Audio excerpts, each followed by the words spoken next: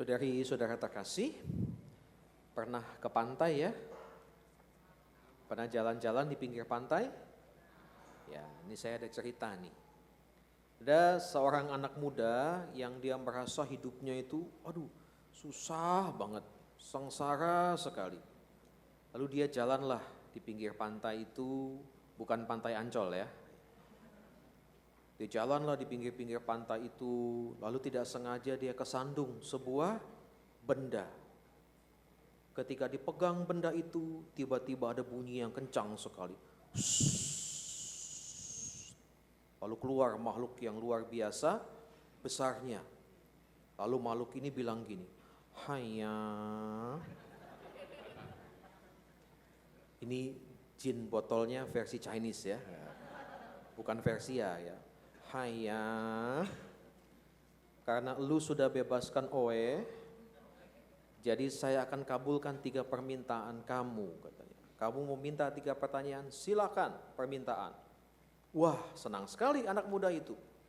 "Saya mau punya rumah yang luar biasa besar dan megah."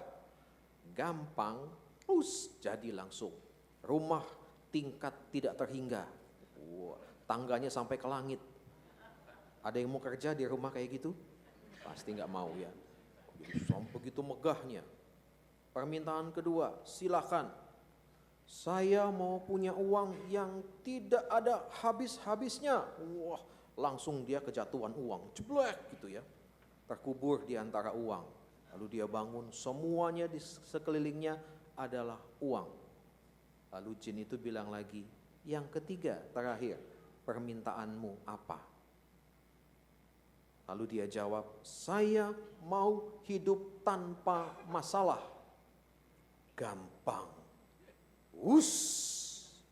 Jadilah dia kuburan.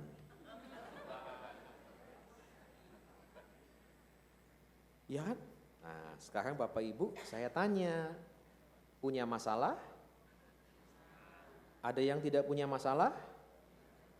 Takut kan jadi kuburan? Iya.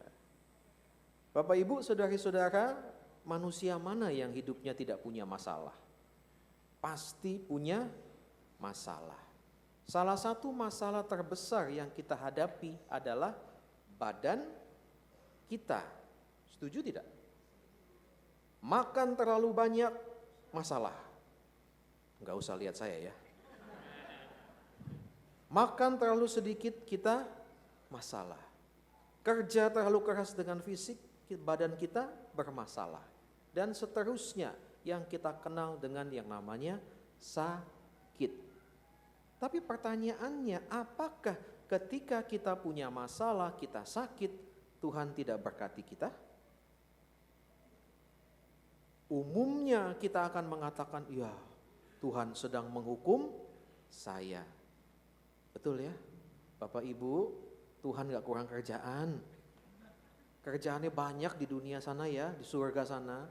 Gak ada di dalam pikirannya, "Oh, manusia ini saya hukum, manusia ini saya hukum." Tidak ada.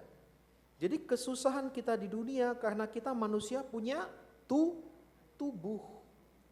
Kalau kita tidak punya tubuh, tidak lagi ada kesusahan fisik. Dicubit tidak sakit dan seterusnya. Di sini masih manusia semua kan ya? Belum ada yang melayang-layang kan? Pasti ada masalah.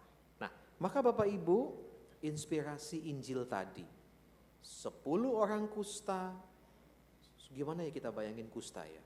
Itu kan penyakit kulit yang mengerikan. Saya ambil analogi yang sederhana saja.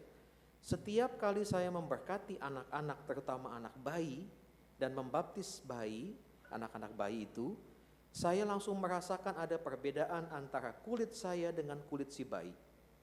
Pernah merasakan yang punya cucu, punya anak? Kulit bayi lembutnya luar biasa. Betul ya, bahkan ada yang pernah bikin merek roti selembut pantat bayi katanya. Itu apalah maksudnya lah. Tapi saya mau katakan memang kulit bayi itu begitu halus, begitu lembut. Jadi Bapak Ibu bayangkan orang kusta itu yang tangan badannya itu penuh dengan bercak-bercak kasar, tiba-tiba jadi mulus seperti kulit bayi. Gembira? gembira sekali, wah lari-lari kemana-mana. Satu yang balik. Tuhan tanya, yang balik orang Samaria lagi, bukan orang Yahudi, bukan orang Israel. Tuhan tanya, lah yang balik kok dia? Yang 9 Yahudi yang lain kemana? Yang sebangsa dengan saya, yang punya warisan hukum Taurat yang panjang, kok tidak balik dan bersyukur? Disinilah Bapak Ibu, kita perlu hati-hati. Ketika kita begitu meluap-luap kegembiraan oleh sesuatu di dalam hidup kita, di situ godaannya kita lupa dengan Tuhan. Begitu kita sudah sakit, segala jenis doa didoakan. Bapa kami, Salam Maria, Rosario, Novena, semua didoakan minta sembuh. Begitu sudah sembuh, bye-bye Tuhan. Nanti cari kamu ketika sakit lagi ya. Sekarang lagi happy nih saya. Mau ngapain? Mau keliling-keliling dan seterusnya. Maka Bapak Ibu dan saudara-saudaraku yang terkasih, Injil ini mengingatkan kita. Senang, sedih, susah, Tuhan bersama kita. Masalahnya kita cari tidak, kita ingat tidak. Di dalam kesedihan, Tuhan dampingi kita. Di dalam kita bergembira, Tuhan juga ada. Semua tergantung dari batin kita. Tuhan tidak pernah tinggalkan kita saat kita susah. Tuhan juga tidak pernah lari menjauh ketika kita sedang senang. Semuanya tergantung kepada sikap batin kita. Tuhan memberkati kita semua.